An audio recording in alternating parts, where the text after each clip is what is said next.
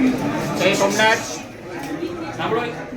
આજ ઇતિહાસમાં પહેલી વખત પ્રભાસ પાટણમાં એવું બન્યું છે કે શ્રી સોમપ્રા બ્રાહ્મણ સમાજ ની પોલીસ સ્ટેશનમાં પોલીસ દ્વારા ધરપકડ કરવામાં આવી. આખો સમાજ આજે પોતાના અસ્તિત્વ માટેની લડાઈ માટે બેઠો હતો. અમને સોમનાથ દાદા છે એ અમારા ઈષ્ટદેવ છે, અમારા જ નહીં, આખા ગામના, અમારી આખી રોજીરોટી આખા ગામની સોમનાથ મંદિર ઉપર છે. સોમનાથ સાથે આજ સદીઓથી શ્રી સોમપ્રા બ્રાહ્મણ સમાજ છે એ જોડાયેલો છે. થોડા 2-3 વર્ષોથી આવનારો જળ અધિકારી સોમનાથ ટ્રસ્ટનો જે અહીંયા આવ્યો છે એના દ્વારા સ્થાનિક તીર્થ પુરોહિત સોમપ્રા બ્રાહ્મણ સમાજને એન કેન રીતે હેરાન અને પરેશાન કરવામાં આવી રહ્યા છે. સાથે સાથે ગામને પણ ક્યાંક ને ક્યાંક સોમનાથ મંદિરથી દૂર કરી દીધું છે.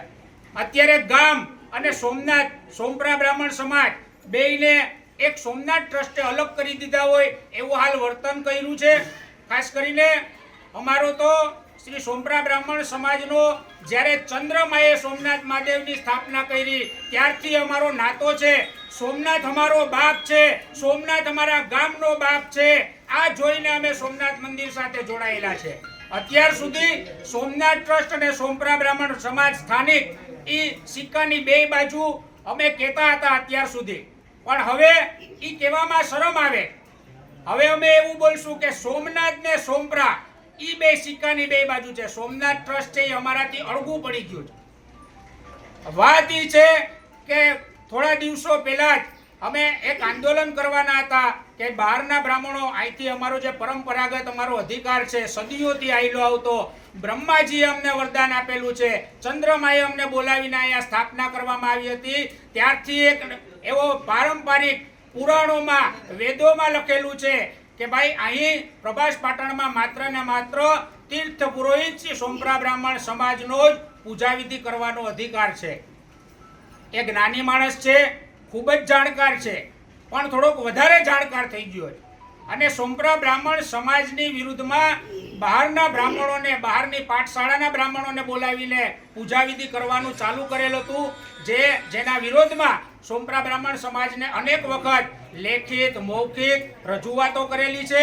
પરંતુ આ જડ વલણ, આ જડ માણસ, આ જડ સેક્રેટરી દ્વારા આ એકોય અમારું સૂચન સ્વીકારવામાં નથી આવ્યું. આજે સવારના જ અમે આંદોલન ઉપર બેસવાના હતા ત્યારે પોલીસ ઉપરથી પ્રેશર કરાવી અને પોલીસ એની બાનમાં આવીને સોમપ્રા બ્રાહ્મણ સમાજની આજે ધરપકડ કરી છે.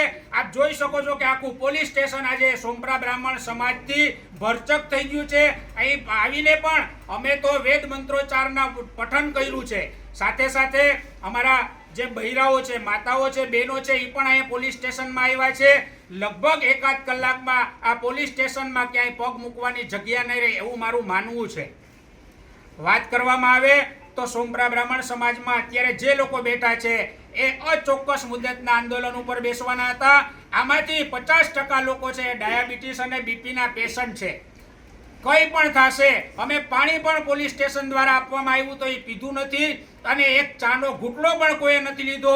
આમાંથી કંઈ પણ થશે તો તમામ જવાબદારી યોગેન્દ્ર દેસાઈ એટલે સોમનાથ ટ્રસ્ટનો સેક્રેટરી, જળ સેક્રેટરી અને પ્રભાસ પાટણ પોલીસ સ્ટેશનના પીઆઈની રહેશે. કંઈ પણ થશે તમામ જવાબદારી આ બંને લોકોની રહેશે. જય સોમનાથ. હું સોમપ્રા બ્રાહ્મણ સમાજ ઉપપ્રમુખ જયવર્ધન જાની.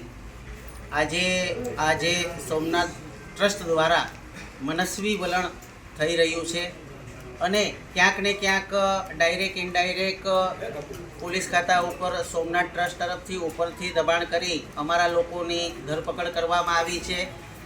જે લોકો બહારથી આવે છે એમને ઇતિહાસની કોઈ જાણ નથી. સરદાર વલ્લભભાઈ 1947માં અહીં આવીને સમુદ્રનું જળ સંકલ્પ હાથમાં લઈ અલિયાબાઈ મંદિર આગળ ઊભાઈને સંકલ્પ કર્યો હતો કે પુરાણી જૂની જગ્યા ઉપર હું નવું સોમનાથ સ્થાપિત કરીશ. એના પહેલાંના સમયકાળમાં કોણ હતું, ક્યારે હતું આયા? એ અલિયાબાઈનું છેલ્લું 1703માં જે એટક થયો એ પછી ખંડેર પડ્યું હતું, એની પૂજા સોમનાથ તરીકે સોમપ્રા બ્રાહ્મણ સમાજના વડવાઓએ કરી છે. આજે ચંદ્રપુરથી સોમપ્રા બ્રાહ્મણ સમાજ અહીંયા આવ્યા છે ચંદ્રમાની આજ્ઞાથી. અને અહીંયા સોમપ્રાઓને રહેવા માટે એમના યોગક્ષેમ માટે ત્રિવેણી સંગમ અને સોમનાથ મંદિરમાં આવનાર યાત્રિકોનું પિતૃકર્મ અને પૂજા કર્મ કરાવવાથી યોગક્ષેમનું નિવારણ ચાલે. આવો અમને વરદાનજી મળેલું છે. ઇતિહાસમાં છે, પુરાણમાં છે, વેદોમાં છે, બ્રાહ્મણ વિભાગમાં છે. આવા કેટલા બધા ગ્રંથોની અંદર આવા બધા પુરાવાઓ છે. તો આ બધા પુરાવાઓને સાઈડે મૂકી અને અહીંયા બહારથી બ્રાહ્મણો બોલાવી અમને સંસ્કૃત માટે અમે પણ પ્રચાર પ્રસાર માટે સાથે જ છીએ. અત્યાર સુધી અમે સંસ્થાની સાથોસાથ ખભે ખભો મિલાવીને હારે રહ્યા છે. દરેક સીધે આજે કેટલા વર્ષોથી પરંપરાગત અમને અમુક સમય માટે ના પાડી દઈએ, હવે નહીં થાય, હવે નહીં થાય. વળી પાછું 2-4-6 મહિને એ જ વસ્તુ આવીને ઊભી રહે. તો આ બધી કેટલો વખત સુધી આવી રીતે દબાઈને ડરીને પ્રેશરમાં જીવવાનું. આ કારણસર અમે છતાં પણ પરમ દિવસે અમારા પ્રમુખશ્રીને બધા મળવા ગયા હતા. તોય પણ એમનું જે અકડ વલણ હતું સેક્રેટરીશ્રીનું એ અયોગ્ય હતું. આ યોગ્ય નથી. સોમપ્રાઓએ અહીંયા બલિદાન દીધા છે. આ સોમપ્રા બ્રાહ્મણોએ અહીંયા 25 કિલો જનોઈ જોખાણીથી 1.25 મણ, જેને 1.25 મણ જનોઈ કહેવાય, એ 1.25 મણ જનોઈ અહીંયા ખોદકામમાં નીકળી હતી. એના પણ પુરાવા મ્યુઝિયમમાં છે. આ બધી બાબતો અંદર ઉલ્લેખ છે. એટલે આ બધી બાબતોને સાઈડમાં કરી એકચ્યુઅલી એ સાબિત શું કરવા માંગે છે? અમારી માંગ એ છે, અમારો જે તીર્થક્ષેત્રનો અધિકાર છે એ અમને પ્રાપ્ત થાય.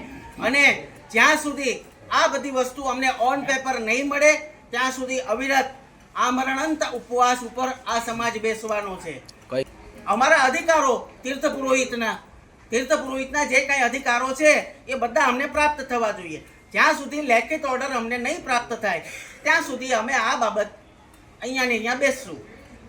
આવો અમારો સંકલ્પ છે. અને સોમનાથ દાદા અમારી સાથે છે. અમારી માં ત્રિવેણી, મહિષમર્દિની, બ્રહ્મેશ્વર, આ બધા અમારા ઈષ્ટદેવ અમારી સાથે છે.